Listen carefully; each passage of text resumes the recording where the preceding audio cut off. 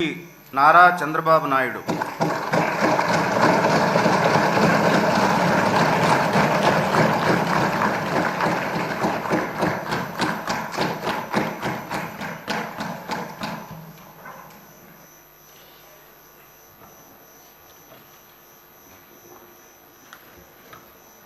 నారా చంద్రబాబు నాయుడు అనే నేను శాసనసభ సభ్యునిగా ఎన్నిక అయినందున శాసనం ద్వారా నిర్మితమైన భారత రాజ్యాంగం పట్ల నిజమైన విశ్వాసం, విధేయత చూపుతానని, భారతదేశ సార్వభౌమాధికారాన్ని, సమగ్రతను కాపాడుతానని, నేను స్వీకరించబోయే కర్తవ్యాన్ని శ్రద్ధాశక్తులతో నిర్వహిస్తానని దైవ సాక్షిగా ప్రమాణం చేస్తున్నాను.